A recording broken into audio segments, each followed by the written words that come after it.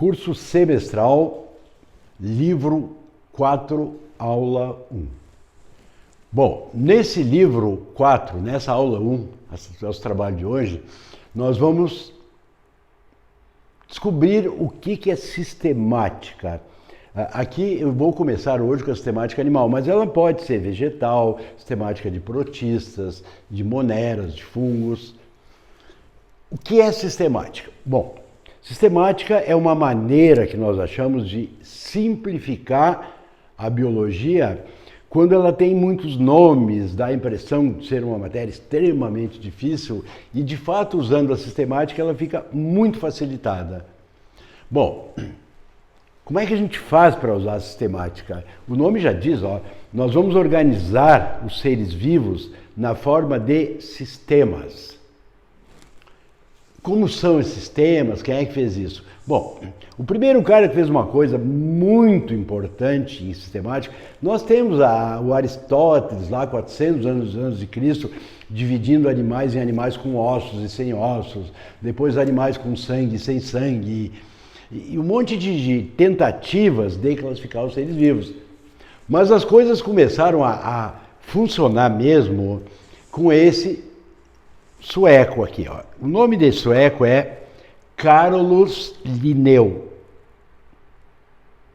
Ele escreveu, não é livro, porque não existiam livros nessa época, ele escreveu um folheto, considerado um livro, claro, mas esse folheto dele era chamado de Sistema Natural. Aí ele fez a primeira edição, a segunda edição, a terceira edição, e a cada 2, 3, 5 anos ele ia retomando aquele trabalho e melhorando.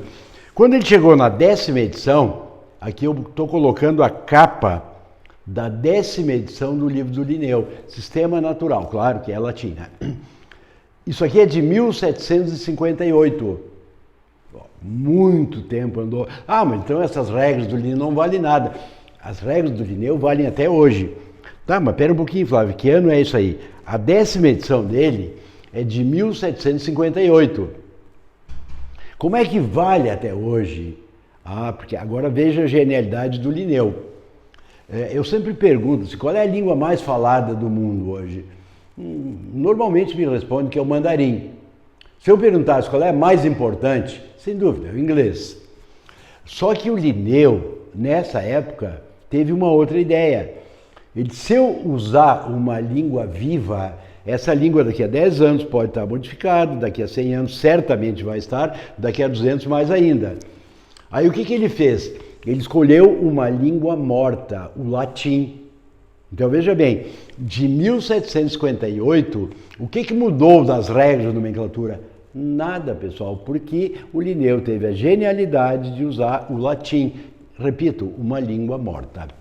Então, o Linneu, quando ele fez isso aqui, ele disse, bom, nós vamos fazer assim, nós vamos usar um sistema, ele criou também isso aí, um sistema que eu vou chamar de binomial ou binominal. O que significa isso? Que toda espécie é caracterizada por ter 2 nomes. Tu que está me assistindo agora, como é o teu nome? Pensa comigo. Eu sei a resposta. Homo sapiens. Em que o H é maiúsculo, homo, e sapiens, que é específico da nossa espécie, dentro do gênero homo, então aí o sapiens é apenas um complemento do homem. Qual é, portanto, a tua e a minha espécie? Homo sapiens, escrito com H maiúsculo e com o sapiens S minúsculo, a não ser que seja homenagem. A maioria das espécies não é homenagem, então nem vamos dar muita bola para essa regra aí de usar a segunda palavra com inicial maiúsculo, é muito raro. Bom, pessoal, a primeira palavra, por que ela é chamada binomial? Porque a primeira palavra sempre está representando o gênero. Calma, Flávio, o que é gênero? Gênero é um dos táxons. Os 7 táxons, ou categorias sistemáticas, principais estão aqui, Reino. O reino é dividido em filos, o filo em classes, a classe em ordens, a ordem em família, a família em gênero e o gênero em espécies. Muito bem. Se a gente for trabalhar com isso aqui, nós podemos começar assim, Reinos, quantos nós temos hoje? Nós temos desde 1969 a classificação do Whittaker, que é de 5 reinos. Então, quais seriam esses reinos? Nós temos o reino do mais simples para o mais complexo. Nós começamos com os moneras, onde estão as bactérias e as cianobactérias. Depois vem os protistas, onde estão as algas e os protozoários. Depois vem os vegetais, onde nós encontramos briófitas, pteridófitas, gimnospermas e angiospermas, nessa ordem. Depois nós temos os fungos e por último nós temos, num grupo mais evoluído, nós temos os animais. Muito bem. Então, as categorias temáticas: reino, filo, classe, ordem, família, gênero e espécie. Daqui a pouquinho eu vou voltar a isso aí, mas eu já posso classificar assim, ó. O reino animal, nós vamos trabalhar com quantos filos? 9.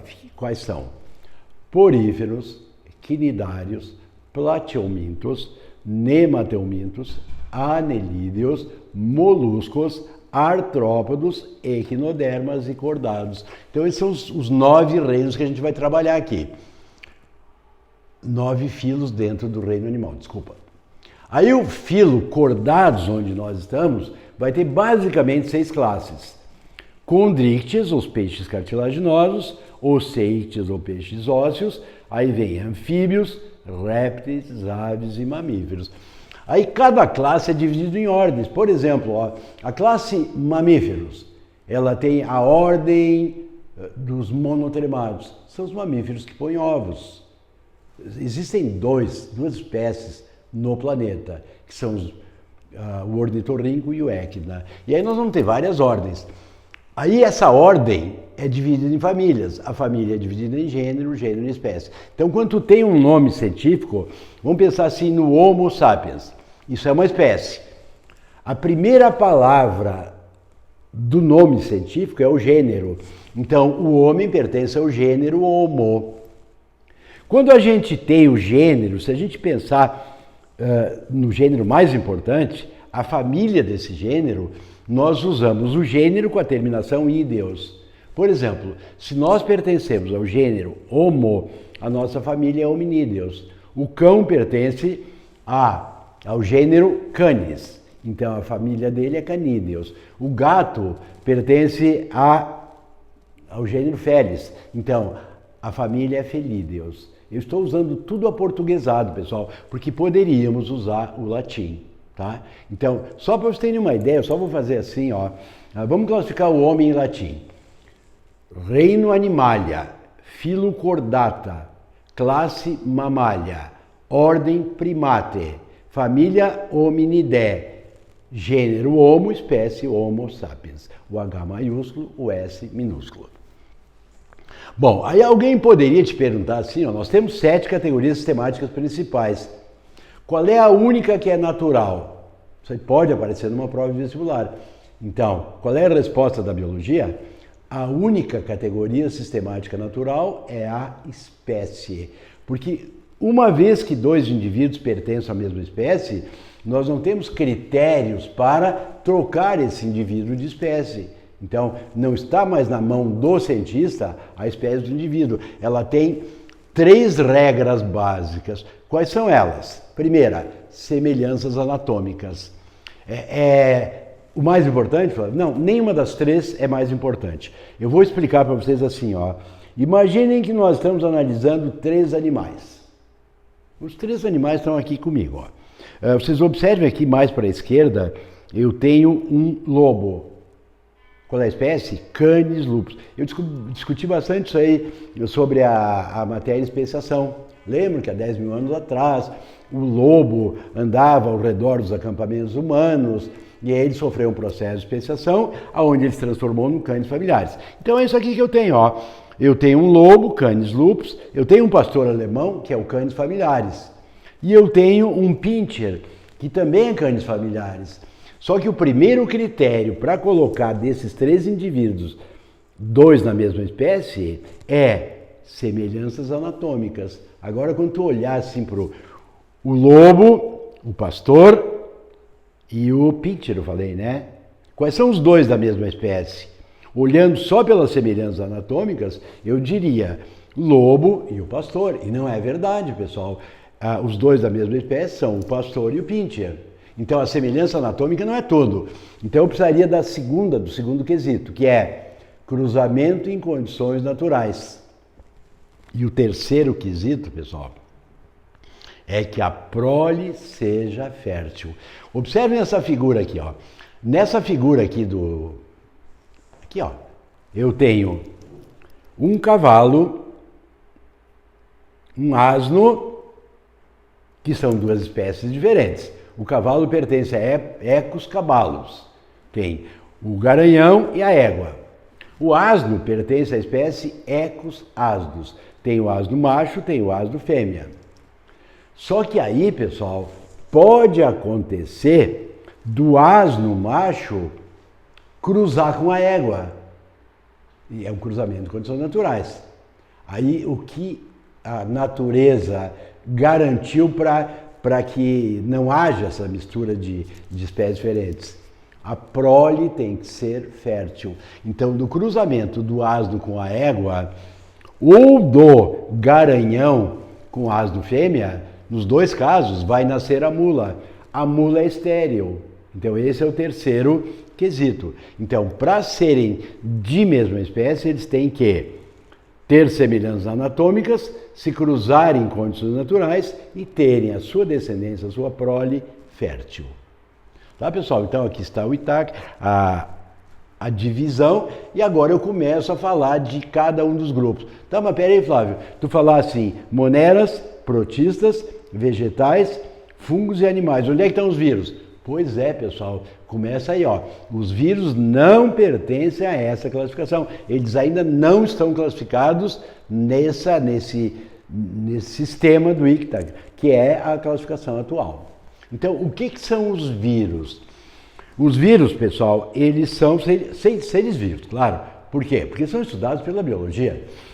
Só que eles são tão primitivos, tão descaracterizados como ser vivo, que eles só sobrevivem dentro de um outro ser vivo. Então, eles são parasitas obrigatórios, certo?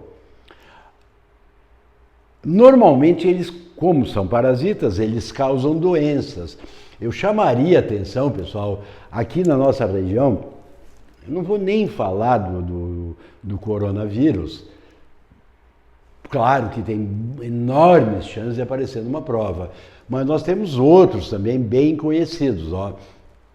Nós temos a chikungunya, nós temos a dengue, nós temos a febre amarela. Tudo isso aí, pessoal, são doenças, são viroses transmitidas pelo Aedes aegypti. E aí nós temos outros, né? Então, veja bem, se vocês pegarem o livro 3, que nós recém terminamos, nós temos um capítulo só de viroses. Então aqui, ó, chikungunya, zika, herpes, varíola, condiloma, catapora. Vejam bem, o vírus normalmente ele é representado por siglas e não por nomes, tá? Quando alguém te fala uma doença assim, ó, Neisseria meningitidis, não é viral. Por quê? Porque o vírus nunca vai ter essa nomenclatura, isso é nomenclatura de bactéria. Pessoal, há um tempo atrás, eu acompanhei um caso de uma pessoa, casualmente sou eu mesmo, que tive gripe A. E foi a primeira vez na minha vida que eu estive internado. E aí quando eu cheguei no hospital, o médico me preparou 2 entradas aqui. Numa delas eu passei a receber soro e na outra eu passei a receber antibiótico. Aí eu até perguntei, doutor, por que antibiótico se eu tenho uma virose?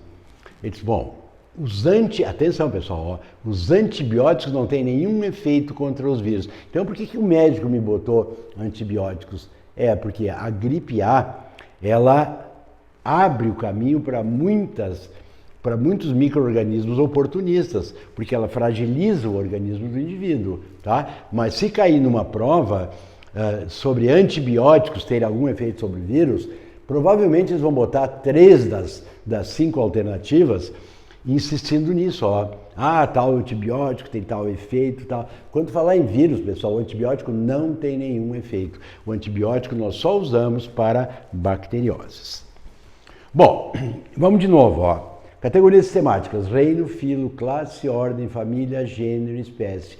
Só que aí surgiu uma divisão diferente, onde nós colocamos uma categoria acima do reino, que nós chamamos de domínios. Isso é uma coisa muito atual, pessoal, mas tem boas chances de cair justamente por ser uma coisa relativamente nova. Então, quando a gente divide em domínios, nós temos essa divisão aqui, ó. Bactérias, arqueia e eucária. Bactérias vocês já estudaram mais ou menos quem são as bactérias no livro 3. A arqueia que a gente nunca falou. A arqueia é um grupo de seres extremamente diferente. Eles vivem sempre em habitats notáveis. Altíssima salinidade, baixíssima salinidade, alto pH, baixo pH. Bom, são tão estranhos esses arqueia, pessoal, que quando o primeiro arqueia foi sequenciado, ele tinha 1738 genes. Mais da metade, isto é, mais de 850, nunca tinham sido encontrados em qualquer um dos outros domínios. Domínio bactéria e domínio eucária. Eucária, só para vocês se localizarem, são aqueles grupamentos que nós também chamamos de eucariontes. Procariontes, bactérias, arqueia. Não tem carioteca, não tem o material nuclear isolado do material citoplasmático. Eucária são os eucariontes. Então, aqui nos eucariontes você vai encontrar os protistas, depois os vegetais, depois os fungos e depois os animais. Esses são os eucárias. Eucariontes, né, para ser mais exato. Bom, e aí nós começamos a analisar cada um dos reinos. O primeiro reino, deixando o vírus fora, o primeiro reino é o reino Moneras. Aqui nós encontramos as bactérias e nós encontramos as cianobactérias. Esses dois grupos, pessoal, são os dois únicos grupos de seres vivos que não tem carioteca. Então o material dele está disperso pelo corpo, pelo citoplasma do indivíduo. Então as bactérias, elas são muito importantes para a gente saber que elas são divididas conforme a forma delas. Coccus é esférica. Então tu vai ter o Diplococcus, o Staphylococcus, tu vai ter outras, Mycobacterium tuberculose, daí tu vai ter o Vibrio cholerae, no caso da cólera, Spiroqueta, como Treponema pallidum, que é o caso da sífilis. Tá, pessoal? Daí tu pensa assim, mas bactérias sempre são um problema na nossa vida. Não, as bactérias podem ser solução, pessoal. As bactérias do gênero Rhizobium, aula passada, elas estão na raiz das leguminosas e elas são bactérias nitrificadoras. Então elas fixam nitrogênio e permitem que essas plantinhas, né, essas leguminosas, só recapitulando com vocês, leguminosa o que é? É uma planta que tem um fruto chamado legume, como por exemplo a ervilha, o feijão. Então, essas plantas, elas sobrevivem em qualquer solo pobre de nitrato, porque elas têm nas suas raízes, elas estão em mutualismo com bactérias nitrificadoras do gênero Rhizobium. Aí depois nós vemos as cianobactérias, são muito parecidas com as bactérias, tanto que estão no mesmo grupo. Elas não têm, então, carioteca, isolando o material nuclear do material citoplasmático. Essas bactérias também são muito importantes no ciclo do nitrogênio. Tá? Sequência, nós encontramos o reino protistas. Nos protistas nós temos os protozoários e as algas. Vejam os protozoários, pessoal. Eles são classificados conforme o tipo de locomoção. Então nós temos os rizópodos que se locomovem através de pseudópodos, as amebas. Depois nós temos os flagelados que locomovem através de flagelos. Então aqui tu vai encontrar o Trypanosoma. Vamos pegar alguns bem famosinhos aqui, ó. Tu vai encontrar o Trichomonas vaginalis, que é DST. Tu vai encontrar, antigamente, nós tínhamos esse ser aqui, ó, Leishmania brasilensis. Daqui a pouquinho, não, Leishmania brasilensis está certo, ela é um protozoário flagelado. Só que nos livros mais antigos se encontrava a Euglena viridis. A Euglena, nós vamos estudar daqui a pouquinho, ela hoje não é mais considerada um protozoário, e sim uma alga. E até abrindo uma criação chamada, são as euglenófitas. E ali está o que mais nos interessa aqui para vestibular da URGS, por exemplo. Ó. Esse aqui é o famoso Trypanosoma cruzi. Ele foi estudado pelo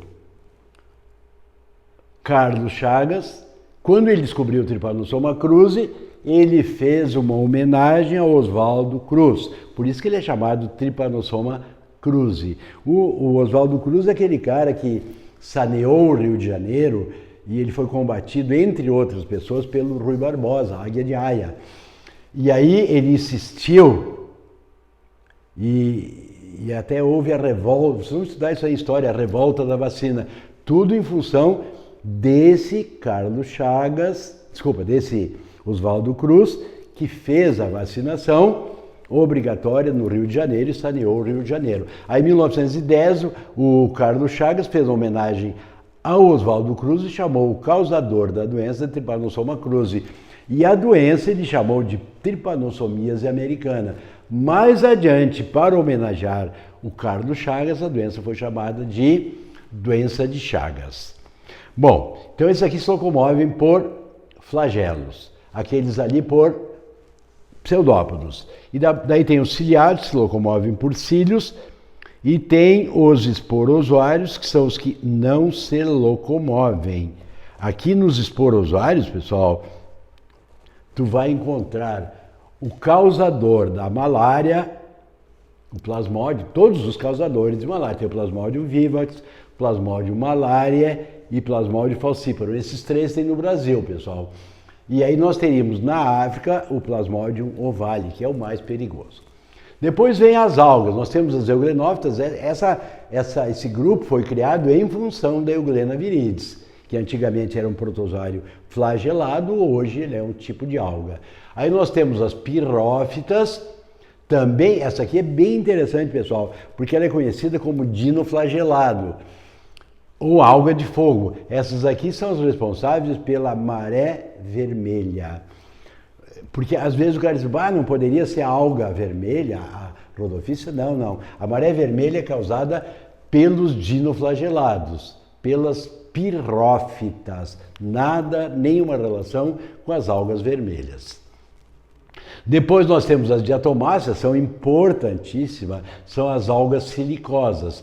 As algas diatomáceas e as clorofícias são as grandes responsáveis no fitoplâncton, isto é, pelo oxigênio que existe, por exemplo, nessa sala.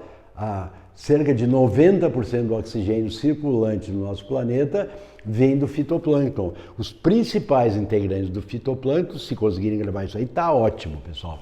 São as diatomáceas, as crisofícias e as clorofícias, ou algas verdes. Depois nós temos as rodofícias, são as vermelhas, não tem nada a ver com a maré vermelha, e nós temos as feofícias ou algas pardas. A seguir vem o reino fungos. Isso aqui, a URGS e a UX adoram questionar sobre fungos. Então vamos deixar algumas coisas assim que a gente tem que bater o pé e não aceitar a discussão. Todos os fungos são heterótrofos. Não tem exceção? Se todos são heterótrofos, não tem exceção. Tá, pessoal? Mas como é que eles se nutrem? Bom, eles são decompositores, eles são mutualistas, podem participar de mutualismo, e eles podem ser parasitas, causando as tais de micoses. Então aqui eu tenho primeiro os zigomicetes, é o bolor do pão, aqui está ele, ó. Não está mais. Era para ter um bolorzinho de pão ali. Ah não, está aqui, ó. Aqui está o bolor de pão. Esse aqui é muito famoso nas dietas humanas, porque ele é o Agaricus campestris, ela é um fungo, é um basidiomicete. Depois vem os zigomicetes, depois vem os grupos mais importantes, pessoal. O ascomicete e o basidiomicete. O ascomicete, ele se reproduz através de ascos. Ele é muito importante porque ali nos ascomicetes tem o Saccharomyces cerevisiae, que é o levido que nós usamos para fazer pão, para fazer cerveja, para fazer vinho. E nós temos ali, pessoal, também o Penicillium notatum, que foi um fungo que foi utilizado pelo Fleming no momento que ele descobre os antibióticos. O penúltimo grupo é os Basidiomycetes, que são os cogumelos que tem aquela cabeça. Então, tu vai encontrar ali, ó, o chapéu de cobra, a orelha de pau. Tu vai encontrar esse aqui lindíssimo, o amanita, só que ele é venenoso, né, pessoal? Esse aqui é muito bonitinho, mas ordinário. Ele pode criar problemas. E o outro fungo que eu vou chamar a atenção é o Psilocybe. Ele é muito utilizado pelas substâncias alucinógenas que ele produz. É um alucinógeno do nível, do padrão do LSD. Então ele é muito, muito, muito perigoso, esse Psilocybe aqui, tá? Depois vem os Deuteromicetes, micoses, e aí nós vamos para os líquen. Esses tempos, não me lembro qual foi a universidade que perguntou o que era líquen, e aí botaram que era uma briófita, ou botaram que briófita, o exemplo seria o líquen. Pessoal, o líquen não é briófita, o líquen é um caso de mutualismo entre uma alga clorofícia, alga verde, ou entre uma cianobactéria, que antigamente era chamada alga azul. Então, essa clorofícia ou essa cianobactéria se relacionam com um fungo, ou seja, um ascomicete ou um basidiomicete. Aí eles têm uma relação harmônica, os dois têm vantagem e a coexistência é obrigatória. E nós chamamos isso de líquen, tá? Os dois têm vantagens. A alga recebe material do fungo e recebe proteção. Daí ela faz fotossíntese, nutre e nutre o fungo. Bom, também nós temos aqui, ó, como um mutualismo, as micorrizas, que são, isso aí pode cair numa prova, ó, eles vão te perguntar o que é a micorriza? É a relação de um fungo com um vegetal superior, ou com que parte do vegetal superior? Com as raízes. Então ele está ali para captar substâncias e passar para o vegetal superior, que se alimenta e alimenta o fungo. Além das micorrizas, nós temos também as bacteriorrizas, que é também um caso de mutualismo. Só que a micorriza entre fungo e vegetais superiores, a bacteriorriza entre bactérias e vegetais superiores. Bom, pessoal, aí nós chegamos no reino animal. O reino animal, ele é dividido em 9 filos. O primeiro filo que eu estou colocando aqui no quadro, ó, esse filo é chamado de poríferos. Por que poríferos? Porque o porífero é cheio de poros. Para que servem esses poros? Bom, o poro, ele é diferente dos nossos poros. Nossos poros são aberturas entre as células. O porífero, ele tem células que têm uma cavidade no meio. Esses porócitos servem para que a água entre e vão para essa estrutura aqui, ó. Nessa estrutura aqui, pessoal, existem células flageladas. Essas células são chamadas de coanócitos. O coanócito, porque ele tem aquele flagelo, ele começa a movimentar o flagelo, fazendo com que a água que está aqui, ó, seja eliminada pelo ósculo. À medida que a água é eliminada pelo ósculo, entra mais água pelo porócito. Então, esse porífero faz? Ele cria um fluxo de água nessa cavidade que ele tem no interior do seu corpo. Isso aqui não é meio celular, tá, pessoal? Isso é um buraco que tem no corpo do porífero. E a água daí ela entra por aqui e sai por lá. À medida que essa água entra, o porífero usa o flagelo do seu coanócito e captura algas ou captura protozoários e manda para a mesogleia. Lá uma célula vai digerir. Então a digestão dos poríferos sempre é intracelular. Eles não têm aparelho respiratório, não têm aparelho circulatório, não têm órgãos de excreção, não têm sistema nervoso e a simetria deles é radial. Isto é, são seres extremamente primitivos e só existem na água e todos eles são fixos. Por isso que o porífero faz esse fluxo de água no seu interior. O segundo grupo que a gente vai trabalhar agora é o grupo dos quinidários ou selenterados. Há uma pequena evolução, não de hábitat, porque os quinidários ainda são animais aquáticos. A evolução que eles apresentam, uma delas é a seguinte: os poríferos são todos fixos, o quinidário não. O quinidário pode ser fixo, que a gente chama de pólipo, ou ele pode ser móvel, que nós chamamos de medusa. As medusas criam novos pólipos e os pólipos criam novas medusas. O nome dessa reprodução é metagênese ou alternância de gerações. Tá, pessoal? Tanto o pólipo quanto a medusa pode ter essa célula chamada quinidoblasto ou quinidócito. Qual é a característica marcante do quinidoblasto? Ela tem um cílio retraído chamado quinidocílio ou nematocisto. Vou fazer bem devagarinho para quem gosta de anotar as coisas. Então, o quinidário tem uma estrutura encolhidinha assim, ó, chamada quinidocílio ou quinidoblasto. Se alguém tocar o quinidário, ele joga para fora esse quinidocílio, esse nematocisto. E esse nematocisto tem substâncias urticantes. Então, quando tu tocar uma mãe d'água, ou até um pólipo, ele vai te causar lesões muito doídas. Então, o que acontece? Por que ele faz isso? Porque ele é malvado? Não, ele está simplesmente preservando, porque ele é muito bonito, a mãe d'água é muito bonita. Azulada, às vezes ela é azulada, a criança olha aquilo, deixa eu ver, e a criança olha com a mão. E aí, qual é o sistema de defesa do quinidário? Essa caravela aqui, essa fissalha, ó, essa aqui é muito comum aqui nos mares do Rio Grande do Sul, ó. E isso aqui, ó, é principalmente a parte que queima, tá? Na fissalha. Aqui também tu tem, ó, mais uma, ali tu tem outra, esses filamentos aqui que normalmente queimam o indivíduo, mas não é de sacanagem, é uma questão de defesa do quinidário. São os quinidoblastos, são as células típicas dos quinidários. Por enquanto, pessoal, a vida dos poríferos, dos quinidários, só existe na água.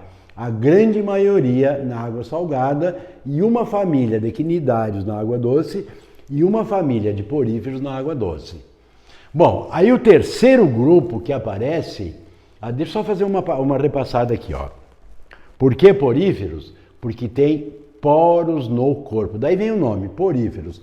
Quais são os exemplos, Flávio? São as esponjas. Então tu pode chamar de poríferos ou espongiários. Aí o segundo grupo é quinidários, os selenterados. Por que quinidários? Porque tem células urticantes chamadas quinidoblastos ou quinidócitos. Agora sim, terceiro grupo. Terceiro grupo é o grupo dos plateumintos. O que significa plateumintos? Vermes achatados. Então nós vamos chamar a atenção de vocês para o seguinte, ó. O plateuminto pode ser de vida livre, que é esse bichinho aqui, ó. Ele é relativamente conhecido, a planária. Depois nós temos os cestódeos, onde estão as tênias. Tênia solium, tênia saginata, equinococcos granulosos, Tem o de Philobothrium lato, mas não é tão importante, eu não vou citar.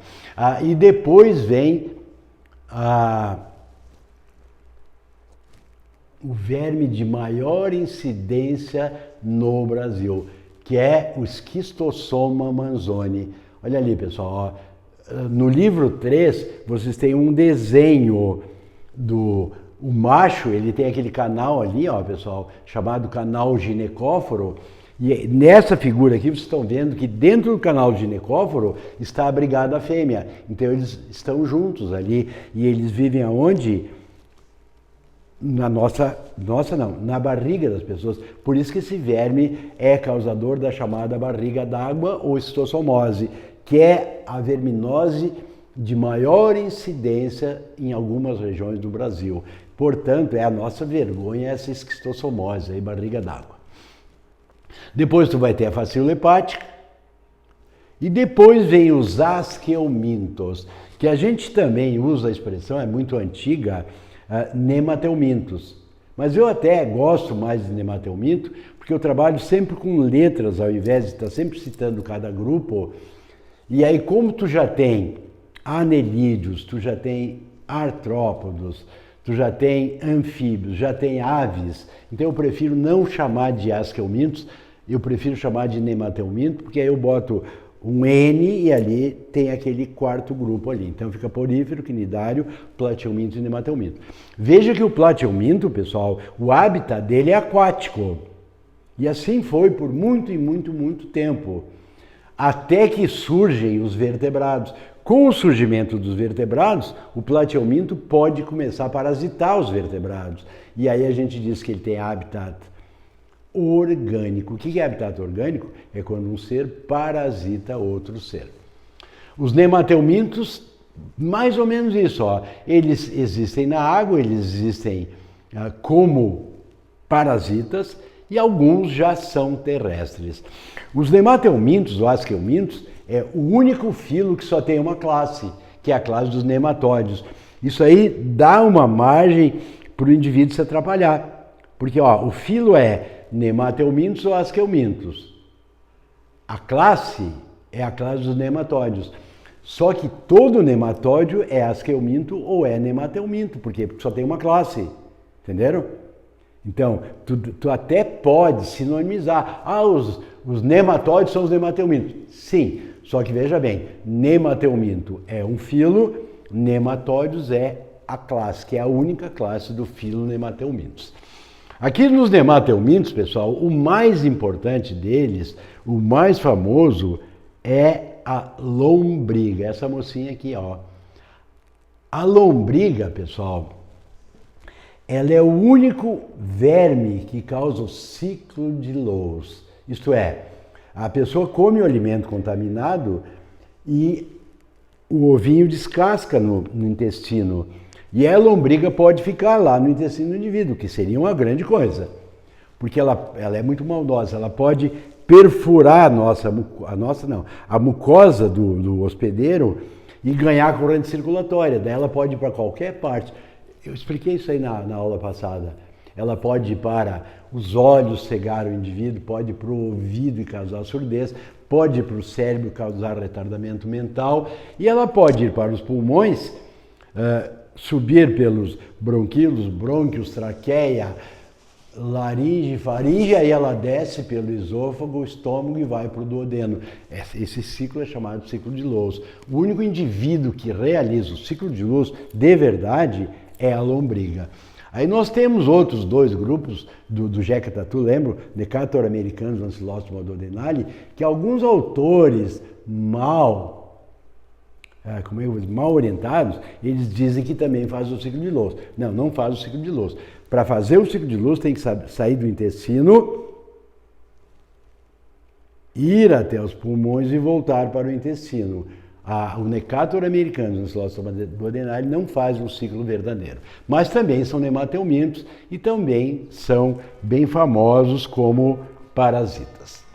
Bom, pessoal, primeiro grupo, poríferos, poros no corpo. Quinidários, células urticantes chamadas quinidoblastos. Plateumintos, vermes achatados. Nemateumintos, vermes cilíndricos. E aí vem um grupo importantíssimo chamado anelídeos. Pessoal, a minhoca, a sanguessuga, o Nereis são uma referência. Como assim minhoca é importante? Minhoca não é importante, minhoca é fundamental para a gente entender a passagem do ambiente aquático para a terra. Então, o primeiro invertebrado que vem para a terra é a minhoca, pessoal. Tá, mas peraí, onde é que ele vive? O anelídeo? A sanguessuga vive na água doce, o Nereis vive na água salgada e a minhoca conquista a terra. Então, nos anelídeos, pessoal, aparece aparelho respiratório e aparece aparelho circulatório. Como o embrião já estaria preparado para o surgimento de aparelho respiratório e circulatório, os anelídeos são o primeiro grupo de animais que tem celoma. Tá, pessoal? Então, são muito importantes. Outra coisa dos anelídeos é a metameria. O que é metameria? É o corpo formado por uma série de segmentos. A metameria nos anelídeos ela é homônoma, porque todos os metâmeros são semelhantes. Essa metameria ela vai reaparecer, mas daqui a pouquinho, nos artrópodos, só que lá ela é heterônoma, os metâmeros são diferentes. Então fica o registro dos anelídeos, que é o primeiro aparelho circulatório, o primeiro aparelho respiratório, muitas camadas de células e com isso, com essa complexidade toda, eles conquistam a terra. No tubo digestivo da minhoca, tu vai encontrar a moela.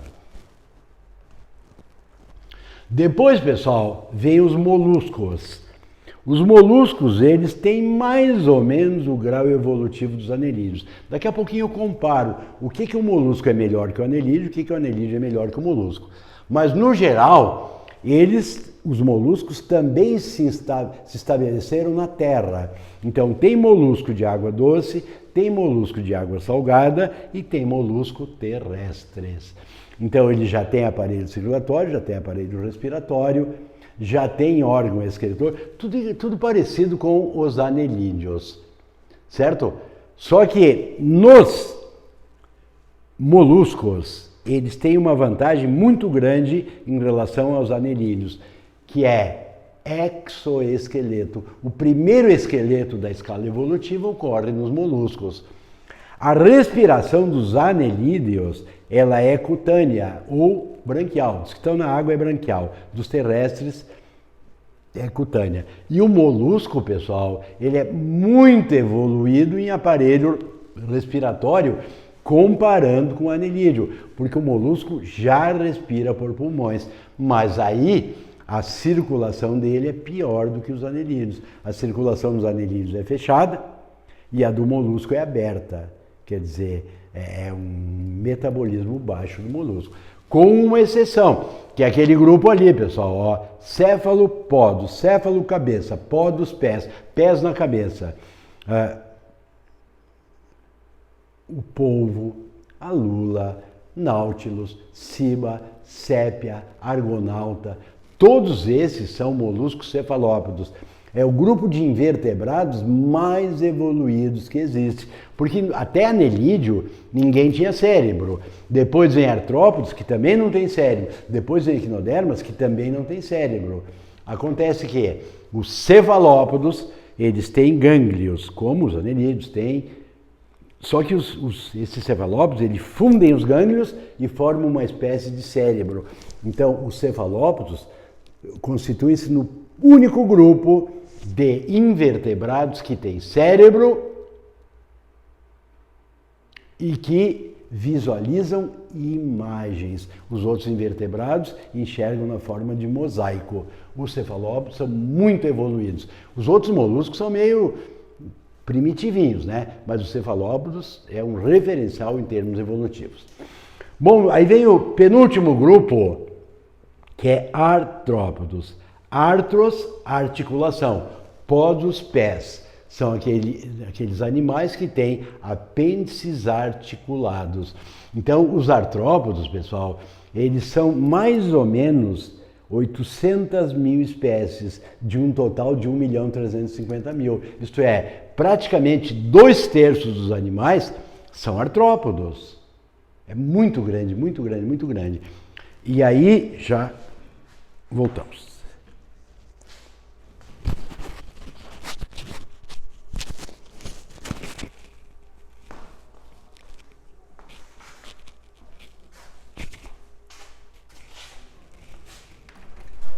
Matana?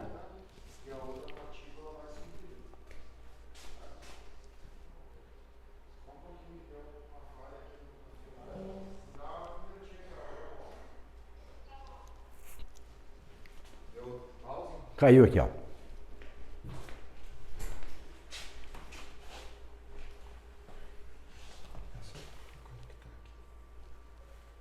E aí, tudo certo? Tudo tranquilo.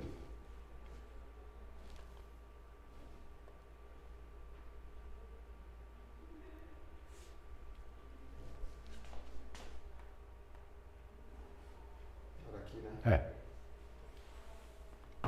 Beleza, meu amigo. Muito obrigado. Volta a dar uma bola aí, parando. Pode continuar. Então, de 1.350.000 espécies já estudadas, 800 mil são artrópodos. Então, aonde você estiver tem artrópodo. Olha quem são eles, ó. Insetos, 600 mil espécies de insetos. Mosca, mosquito, borboleta, louva-a-Deus, grilo. Depois vem os crustáceos. Siri, lagosta, lagostim. E aqui, pessoal, a URGS tem uma tara por um crustáceo que a maioria, ou grande número de pessoas não sabe que é um crustáceo, que é a craca, tá, pessoal? Craca, então, é um crustáceo. Ela vive nas pedras, nas rochas, ela vive no fundo do mar, ela vive no casco das baleias. Depois vem os aracnídeos. Aqui tu vai encontrar as aranhas, tu vai encontrar carrapato, cravo da pele, sarna.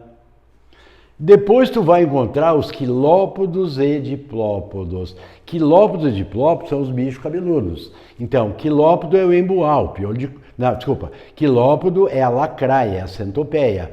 Ela é venenosa porque ela tem regime alimentar carnívoro. Então ela tem que imobilizar a presa. E tu vai encontrar aqui também, ó, os diplópodos, que é o emboá ou o piolho de cobra. O quilópodo tem um par de patas por cada segmento. Ele é formado por uma sucessão de anéis.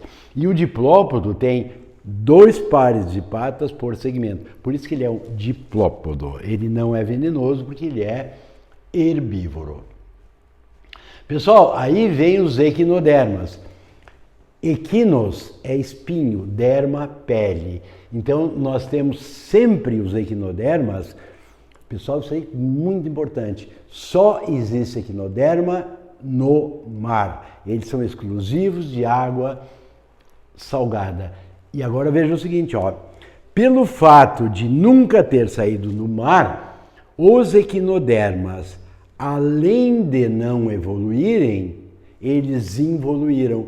Então, quando tu pensa no equinoderma, ele é único nesse quesito, ó.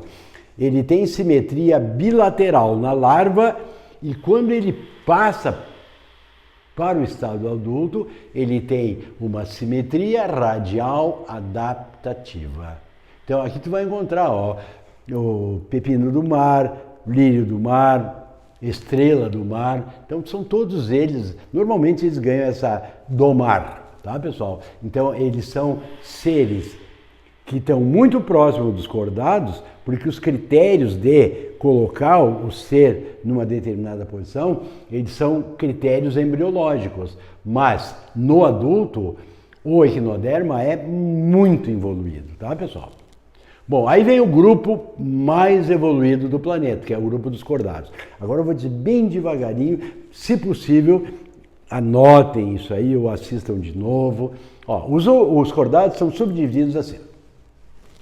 O mais primitivo deles pertence ao grupo dos urocordados. Um pouquinho melhor é os cefalocordados. E depois vem os vertebrados. Vamos um por um, ó. O que são os urocordados? Bom, para começar, cordado é indivíduo que em algum tempo da sua vida apresentou um eixo de sustentação chamado notocorda. Só que essa notocorda, pessoal, nos urocordados, ela aparece no embrião e não é conservada no adulto. É o caso... É que eu não tenho figura aqui, ó. É o caso dos tunicados. Ah, mas eu nunca vi. Provavelmente você nunca viu, porque eles não são animais do nosso dia a dia. Também, ó, esse segundo grupo, cefalocordados, eles têm notocorda no embrião e eles mantêm a notocorda no adulto. O exemplo clássico é o anfióxo. Ah, eu também nunca vi, Flávio. Sim, existe essa possibilidade, ela é muito grande. O que a gente normalmente tem no nosso dia a dia são os vertebrados, que são aqueles que tinham notocorda. Atenção agora, pessoal. Alguns truques de vestibular induzem o aluno a dizer assim, ó, os vertebrados são aqueles que a notocorda originou a coluna vertebral. Nada mais falso, tá, pessoal? A notocorda não origina a coluna vertebral nos vertebrados. Ela é substituída pela coluna vertebral. E aí, então, quando nós temos os vertebrados, a primeira jogada aqui é o seguinte, tem mandíbula ou não? Quando não tem, ele é um agnato, como, por exemplo, a feiticeira. Está aqui, ó. Os ciclostomados. E aí, quando tem mandíbula, ele passa a ser chamado de gnastostomados. Aí nós vamos encontrar duas superclasses. A superclasse peixes, que é dividida em condrícteis, e a classe osteites, que são os peixes ósseos. Peixes cartilaginosos, peixes ósseos. Aqui tu vai encontrar o tubarão, agora vai aparecer um monte de bichinho conhecido nosso. Ó. Tubarão, raia, esses são condrícteis. Para quem não sabe, o tubarão é peixe involuído, tá, pessoal? Ele não tem nem coluna, não tem nem ossos. Ele tem um esqueleto cartilaginoso. Os peixes mais evoluídos são os osteícteis. O que é um osteícteo? É um peixe que tem esqueleto ósseo. Aí tu vai encontrar o lambari, o bagre. Tu olha aqueles peixinhos, são extremamente simplesinhos, só que eles são mais complexos do que o tubarão e do que a raia. Tubarão e raia são condrícteis.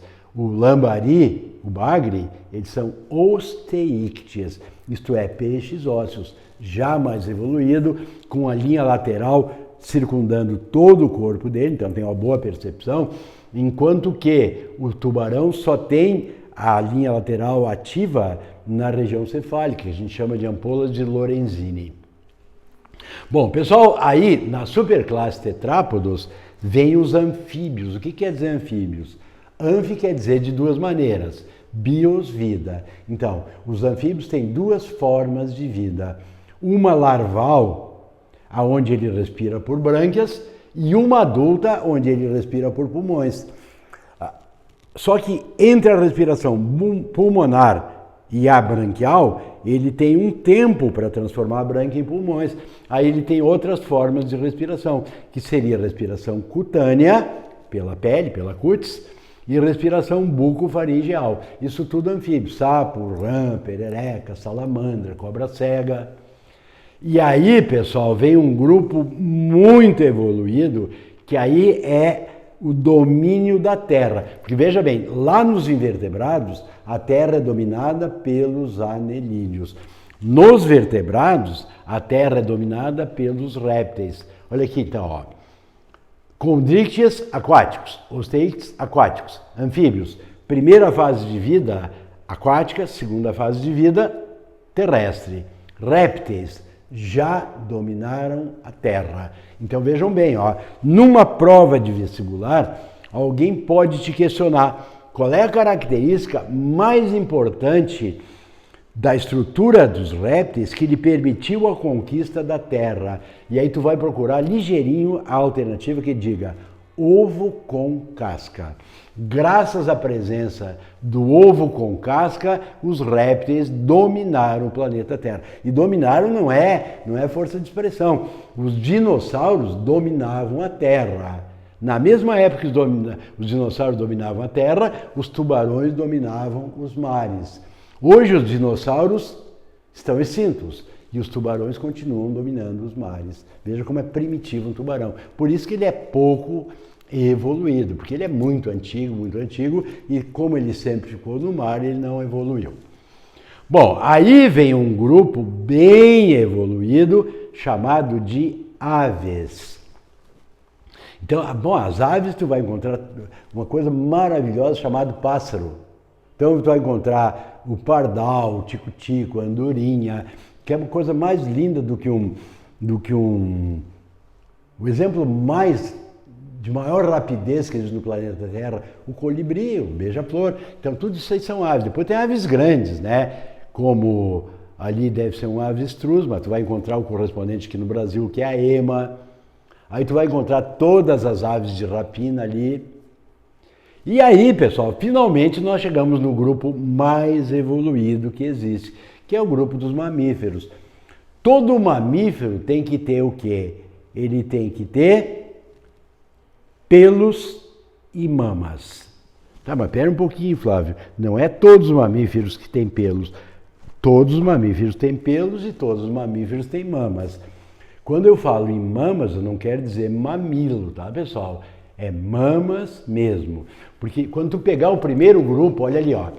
A primeira ordem que a gente estuda nos mamíferos é a ordem dos monotremados. Aqueles dois lá de cima, ó.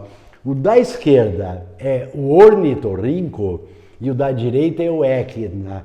Quando eu der embriologia, eu vou mostrar um ornitorrinco, esse da esquerda ali, ó. Ele vive na água. Tá, mas ele é um mamífero? Sim, porque ele mama. Tá, mas então ele tem lábios? Não, ele não tem. Mas lábios precisa para mamar. Precisa se a mãe tiver mamilo. Qual é o objetivo dos lábios? É não ferir o mamilo da mamãe. Esse ornitorrinco, como a mãe não tem mamilo, ela só tem uma cavidade, então aquele bico chato ali do ornitorrinco vem bem a calhar, porque ele começa a pressionar aqui, ó, aonde tem a glândula mamária. Ao pressionar com aquele bico chato, a glândula mamária libera o leite e esse leite vai ficar nos pelos da mamãe. E aí com aquele bico chato, o ornitorrinco suga o leite que está nos pelos da mamãe. Ah, isso não é mamar, Flávio. Mamar quer dizer se alimentar do leite da mãe. Então isso é mamar. Então nós vamos encontrar, ó, o ornitorrinco e o equina. São os dois únicos mamíferos que põem ovos. Aí nós vamos ter um segundo grupo que é marsupial. O que é o marsupial? Olha como são bonitinhos, ó. Tu vai ter o canguru, tu vai ter o gambá, que gambá dá aquela ideia de um animal com mau cheiro. O gambá não tem mau cheiro, tá, pessoal? O gambá é aquele segundo ali, ó. Inclusive é muito bonitinho. Depois tu tem esse é o... A URGS botou uma questão colocando esse ser ali, ó. É o cuica. O cuica olha para os indivíduos e sempre dá a impressão que ele está muito admirado, né? Olha aqui, ó. Esse é o cuica. Aquele olhar admiradíssimo. Ele é um marsupial. Assim, olha o outro mais bonitinho, ó. Koala também é um marsupial. Então todos esses seres, eles nascem sem ter completado o desenvolvimento embrionário. Então eles são colocados dentro de uma bolsa da mãe, grudam numa tetinha e vão se alimentando daquela tetinha, até que eles tenham condições de sair daquela bolsa da mãe e enfrentar a vida. Só que o gambá aqui, pessoal, ó, esse aqui não tem bolsa, não tem marsúpio. Então ele se conecta com a tetinha da mãe, aonde ela vai, ela leva o filhotinho. Ah, mas como é que ele resiste? Não, ele ser marsupial não quer dizer que ele seja frágil, ele é muito, muito, muito resistente. E aí tu vai encontrando as ordens, ó. Essa ordem é bem interessante, são os cetáceos. Eles são mamíferos, e o mamífero começou depois dos répteis aqui, né? Foi assim, ó, surgiram os répteis, de um lado eles formaram as aves, de outro lado eles formaram os mamíferos. E aí a baleia, o golfinho, eles voltaram para o mar. Então eles são de um grupo chamado cetáceos. Depois tu vai ter outro grupo que voltou, mas ele voltou pro rio, ó, que são sirênios, onde está o peixe-boi. Aí tu vai ter os indivíduos que se apoiam em casco, conforme o número seja par ou ímpar, eles são perissodáctilos ou artiodáctilos. Perissodáctilos encontra o cavalo, artiodáctilos a vaca. Aí tu tem os mamíferos voadores, pessoal, são os quirópteros. Existem dois, o morcego e o vampiro. O vampiro não é aquele lá da Transilvânia, Conde Drácula, é um romance. O vampiro é um morcego que tem como hábito alimentar se alimentar de sangue, né? Então, esse é o vampiro, é um morceguinho que gosta de sangue, porque normalmente o morcego ele é frugívoro, ele é insetívoro, e quando o morcego então é hematófago, a gente o chama de vampiro. Aí tem os carnívoros, o cão, o gato, o leão. Qual é a característica do carnívoro? Não é comer carne. Carnívoro comer carne é um regime alimentar. Carnívoro, ordem, são aqueles indivíduos que têm os dois caninos bem desenvolvidos, como por exemplo o leão, olha ali, foca. A foca tem os caninos bem desenvolvidos, então ela é um carnívoro. Repito, nada disso aqui interessa o regime alimentar, é os caninos bem desenvolvidos. Aí tu vai encontrar o roedor, o rato, o esquilo, o castor. O roedor, pessoal, ele tem um dente na forma de um bisel. E os dentes são de crescimento contínuo. Por isso que a articulação da mandíbula do roedor é com 3 dentes, assim, ó. Então, quando a mandíbula de baixo vem, a mandíbula de cima fica lá. Aí a de baixo vai e a de cima fica lá. Só que ele vai raspando o incisivo um no outro. E aí ele vai sempre desgastando. Por isso que esses incisivos dos roedores têm crescimento contínuo. Tá, pessoal? Se tu arrancar claro que não vai fazer isso, mas se tu arrancar os incisivos ou de cima ou de baixo de um rato, o outro grupo de dentes vai continuar crescendo e aí não consegue mais fechar a boca e morre por incompetência digestiva.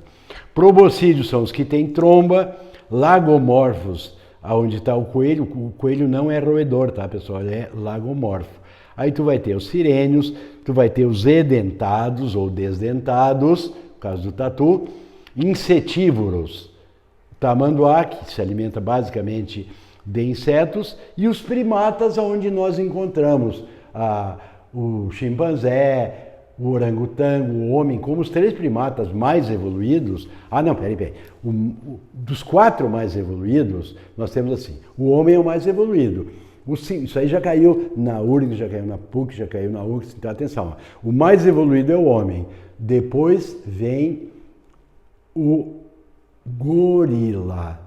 Depois vem o chimpanzé, desculpem, tá? O homem, um pouquinho menos evoluído que o homem, vem o chimpanzé, depois vem o gorila e por último vem o orangotango. Essa sequência de evolução dos primatas mais evoluídos.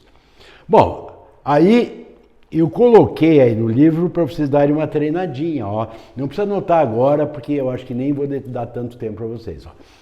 O homem pertence ao reino animal, ao filo cordados, à classe mamíferos, à ordem primatas. E o resto eu recomendo que você faça de trás para diante, ó. Espécie Homo sapiens, logo o gênero é sempre a primeira palavra. Então o gênero do homem é homo. E a família, eu falei antes, ó, é o gênero mais importante com a terminação ídeos, hominídeos. Vamos ver mais um, ó. Cão, reino animal, filo. Cordados, classe mamíferos. Ordem, carnívoros. E o resto traz para diante, ó.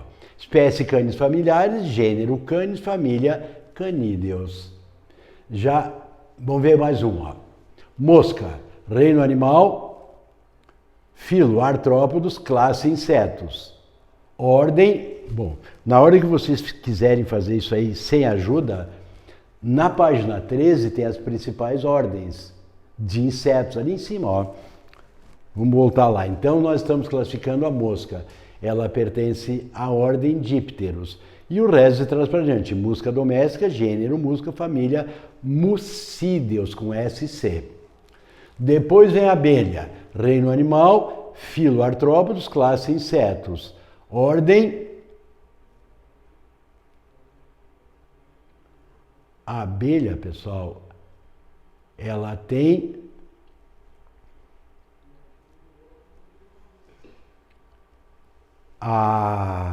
as asas membranosas. Membrana a gente fala em ímen, tá, pessoal? Então, como ela tem as asas membranosas, eu vou chamá-la de himenóptero. A espécie é Apis mellifera, o gênero Apis e a família Apídeos. Agora o gato, ó, até um certo tempo tu vai bem certinho com o cão, quer ver? Ó? Gato, reino animal, filo, cordados, classe mamíferos. Ordem, carnívoros. E aí, espécie, Felis catus, gênero Felis e família Felídeos. Aí o chimpanzé, que é o segundo animal mais evoluído do nosso planeta, ele pertence ao reino animal, ao filo cordados, à classe mamífero, à ordem primatas. Só que agora o resto, ó, espécie Pans-troglodites. Logo o gênero é o gênero Pan e a família é Panídeos. Pessoal, um bom trabalho para vocês. Parece que a nossa pandemia terá uma vida mais longa do que a gente previa, eu lamento dizer isso. Parece que as nossas aulas presenciais vão demorar mais um tempo, mas isso aí não deve abalar vocês, tá, pessoal? Quanto menos gente estudando, maiores as chances suas, tá? Eu sei que é meio covarde esse argumento meu, mas cada um luta com as armas que tem, tá? Então, baixe a cabeça, se dediquem, porque acho que a sua hora está chegando. Tá, pessoal? Até a semana que vem. Tchau, tchau.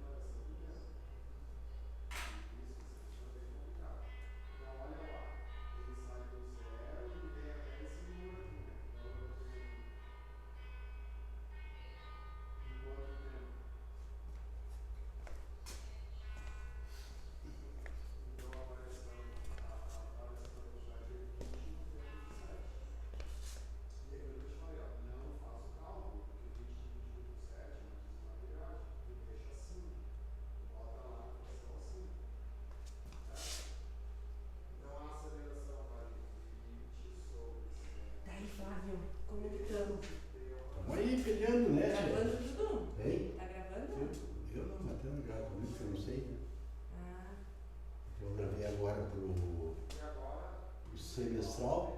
E como que tu faz? Põe o telefone aí? Não, a Tana grava aqui não. Ele fica segurando?